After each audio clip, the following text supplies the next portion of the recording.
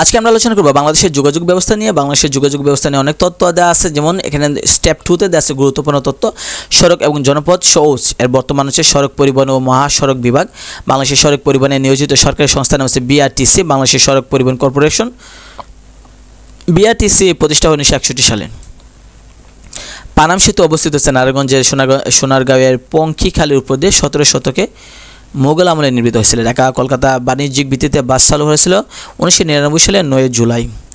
বাংলাদেশ ভুটান ভারত নেপাল যানবাহন চলাচল চুক্তি, যা Bangladesh Bhutan India Nepal BBIN motor vehicles agreement, যেটা হচ্ছে গিয়ে MBA স্বাক্ষরিত হয়েছিল 2015 সালে 15 জুন। বাংলাদেশের সবচেয়ে উঁচু সড়ক, যেটা বান্দরবানে নির্মিত থানচি আলীকদম সড়ক, সমতল থেকে 2500 ফুট উচ্চতায় অবস্থিত। পদ্মা সেতু নিয়ে আমরা যদি অনেক আলোচনা করি, সেটা হচ্ছে অবস্থান আছে মাওয়া, মুন্সিগঞ্জ এবং জাজিরা, সেটা হচ্ছে শরীয়তপুরে, অর্থাৎ মুন্সিগঞ্জ এবং শরীয়তপুরে অবস্থান। দৈর্ঘ্য হচ্ছে 6.15 কিলোমিটার, প্রস্থ হচ্ছে 18.10 মিটার। আয়ুষ্কাল 100 বছর। নকশাকার আছে AECOM, তারা নকশা করেছে এই কোম্পানি। আয়ুষ্কাল হচ্ছে 100 বছর। লেন হচ্ছে 4টি, পিলার হচ্ছে 42টি, স্প্যান হচ্ছে 41টি, ফাইল হচ্ছে 294টি, ল্যাম্প পোস্ট হচ্ছে 415টি। ধরন হচ্ছে দ্বিতীয় তলায় সড়ক পথ এবং নিচতলা হচ্ছে রেলপথ। পদ্মা সেতু নির্মাণ উপাদান হচ্ছে কংক্রিট এবং স্টিল। ভূমিকম্প সহনশীল মাত্রা হচ্ছে 9 রিক্টার স্কেল। উদ্বোধন করা হয় 2022 সালে 25 জুন। যানবাহন চলাচলের জন্য উন্মুক্ত করা হয় 2022 সালে 26 জুন। মোট ব্যয় হচ্ছে আপনার 30,193 কোটি টাকা অর্থায়ন করছে বাংলাদেশ সরকার। নির্মাতা কোম্পানি হচ্ছে China major bridge engineering company limited. ঢাকার সাথে সংযোগ করেছে দক্ষিণ ও দক্ষিণাঞ্চলের 21টা জেলাকে। পদ্মা সেতু নির্মাণের ফলে দেশের GDP বৃদ্ধি পাবে 1.23%, দারিদ্র্য কমবে 0.84%। এ প্রকল্পের মাধ্যমে নির্মিত হবে ঢাকা যশোর পর্যন্ত 169 কিলোমিটার ব্রডগেজ রেললাইন। প্রত্যক্ষভাবে জড়িত জেলা হচ্ছে 3টা, মুন্সিগঞ্জ, শরীয়তপুর, মাদারীপুর। পদ্মা সেতুর প্রথম স্প্যান সংযোজিত হয় 30 সেপ্টেম্বর 2017 সালে। পদ্মা সেতু দেখতে অনেকটা ইংরেজি বর্ণ এসের মতো। পদ্মা সেতুতে পরীক্ষামূলক রেল চলাচল শুরু হয় 2023 সালে 4 এপ্রিল। বাণিজ্যিকভাবে রেল চালু হয় 1 নভেম্বর 2023 সালে। আরও যদি তথ্য দেখি, তাহলে আমরা এখানে পাবো যে বঙ্গবন্ধু সেতু, যেটা হচ্ছে বাংলাদেশের দ্বিতীয় দীর্ঘতম সড়ক সেতু, যেটা হচ্ছে বঙ্গবন্ধু বহুমুখী সেতু। পূর্ব নাম ছিল যমুনা বহুমুখী সেতু ছিল। ভিত্তিপ্রস্তর স্থাপন করা হয়েছিল 1994 সালে 10 এপ্রিল। দৈর্ঘ্য হচ্ছে আপনার 4.8 কিলোমিটার, প্রস্থ হচ্ছে আপনার 18.50 মিটার। উদ্বোধন করেন 23 জুন 1998 সালে। 23 জুন 1998 সালে উদ্বোধন করে, অর্থাৎ 1998 সালে 23 জুন উদ্বোধন করা হয়। বঙ্গবন্ধু সেতু নির্মাণের জন্য প্রথম রাজনৈতিকভাবে দাবি উত্থাপিত 1954 সালে যুক্ত ফ্রন্টের 21 দফার উত্থাপন করে মাওলানা আব্দুল হামিদ খান ভাসানী সংযুক্ত করেছে সিরাজগঞ্জ এবং টাঙ্গাইল জেলাকে। তো আরও কিছু সেতু আছে, যেটা হচ্ছে হার্ডিস ব্রিজ, দেশে একমাত্র একক বৃহত্তম রেল সেতু, অবস্থিত পাবনা জেলায় পদ্মা নদীর উপর। 1915 সালে লর্ড হার্ডিস এটা নির্মাণ করেছিলেন, যুক্ত করেছে পাবনা এবং কুষ্টিয়া জেলাকে। ফকির মজনুশাহ সেতু, সেটা গাজীপুরে কাপাসিয়ার শীতলকা নদীর উপরে। খান জানালী সেতু, সেটা হচ্ছে খুলনা রূপসা নদীর তীরে, দৈর্ঘ্য হচ্ছে 1.3 কিলোমিটার। দ্বিতীয় পদ্মা সেতু নির্মিত হবে পাটুরিয়া দৌলতদিয়া পয়েন্টে পদ্মা নদীর উপর।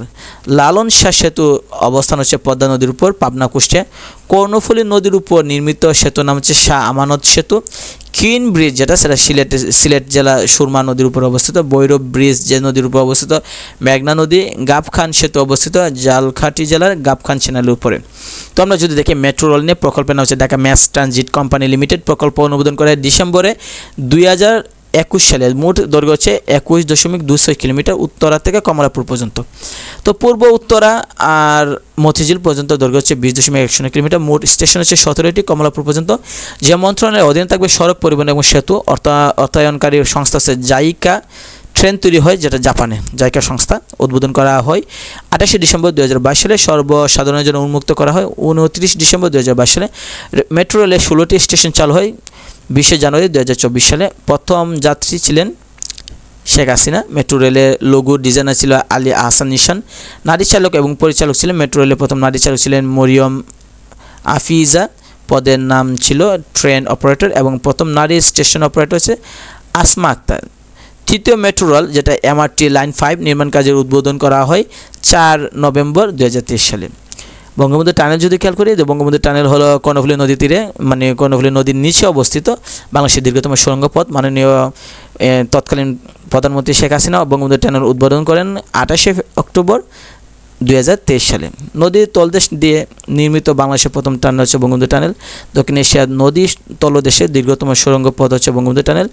বঙ্গবন্ধু টানেলের নির্মাণ করা হয়েছে কর্ণফুলী নদীতে। আমরা জানি টানেলের ভূমিকম্প সহনীয় মাত্রা হচ্ছে রিক্টার স্কেলে 7.5। টানেলটি যুক্ত হয়েছে পতেঙ্গা 41 নং ওয়ার্ডের নেভাল একাডেমি বন্দর অঞ্চল থেকে চট্টগ্রামে আনোয়ারা পর্যন্ত। বঙ্গবন্ধু টানেলের টিউবের সংখ্যা হচ্ছে 2টা। মূল টানেলের দৈর্ঘ্য হচ্ছে 3.32 কিলোমিটার। তো মহাখালী ফ্লাইওভার আছে, সেটা বাংলাদেশের প্রথম ফ্লাইওভার, দৈর্ঘ্য হচ্ছে 1.12 কিলোমিটার। এটা 4 নভেম্বর 2004 সালে উদ্বোধন করা হয়েছিল, অর্থায়ন করেছিল বাংলাদেশ সরকার এবং বিশ্বব্যাংক। মেয়র মোহাম্মদ আনিফ ফ্লাইওভারও আছে, সেটা দেওয়া আছে, দৈর্ঘ্য হচ্ছে 11.8 কিলোমিটার, স্প্যান 152টি, লেন হচ্ছে 4টি, প্রতিটি ডিরেকশনে 2টি লেন, ধারণ ক্ষমতা হচ্ছে 200 টন। মগবাজার মৌচাক ফ্লাইওভার যেটা দ্বিতীয় বৃহত্তম ফ্লাইওভার, দৈর্ঘ্য হচ্ছে 8.25 কিলোমিটার। তো আমরা যদি রেলপথ দেখি তাহলে আমরা দেখতে পাবো যে বাংলাদেশের রেলওয়ে সার্বিক সদর দপ্তর হচ্ছে ঢাকায় অবস্থিত। বাংলাদেশের রেলওয়ে পূর্ব এবং পশ্চিম 2টা অঞ্চল বা বিভাগে বিভক্ত এবং সদর দপ্তর যথাক্রমে চট্টগ্রাম এবং রাজশাহী অবস্থিত, অর্থাৎ রেলওয়ে সদর দপ্তর চট্টগ্রাম এবং রাজশাহীতে অবস্থিত। ইস্ট ইন্ডিয়া রেলওয়ে কোম্পানি কর্তৃক নির্মিত হাওড়া থেকে হুগলি পর্যন্ত 38 কিলোমিটার রেলওয়ে উদ্বোধন হয় 1854 সালে। এর মাধ্যমে চালু হয় বাংলার প্রথম রেললাইন। 1862 সালে বাংলাদেশের প্রথম রেললাইন বসানো হয়। দর্শনা থেকে কুষ্টিয়া জগতী পর্যন্ত প্রথম মহিলা ট্রেন চালু হয়েছে সালমা খাতুন।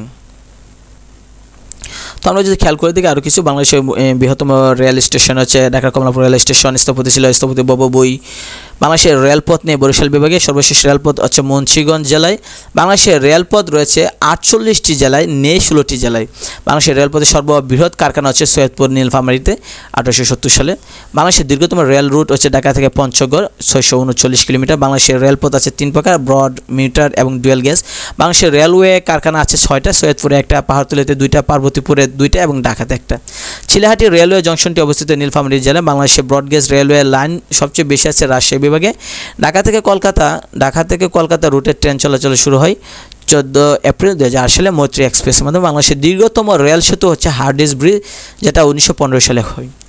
নৌপথ যদি আমরা খেয়াল করি, বাংলাদেশের সুলভ পরিবহনে হচ্ছে যাতায়াত ব্যবস্থা সবচেয়ে সহজ পথ হচ্ছে নৌপথ। অসংখ্য নদী খালবিলের মধ্যে দিয়ে প্রায় 8400 কিলোমিটার দীর্ঘ অভ্যন্তরীণ নাব্যজলপথ রয়েছে। এর মধ্যে প্রায় 5400 কিলোমিটার সারা বছর নৌ চলাচলের জন্য উপযুক্ত থাকে। অবশিষ্ট আপনার যে 3000 কিলোমিটার শুধু বর্ষাকালে প্লাবিত থাকে। বাংলাদেশের অভ্যন্তরীণ নৌ পরিবহন কর্তৃপক্ষ হচ্ছে BIWTA, এটা 1958 সালে প্রতিষ্ঠা হয়। এই প্রতিষ্ঠানটির সদর দপ্তর ঢাকায় অবস্থিত। প্রতিষ্ঠানটি নৌ মন্ত্রণালয়ের অধীনে আছে। তো বাংলাদেশের প্রথম বাণিজ্যিক জাহাজ যদি সেটা হচ্ছে বাংলা দ্রুত।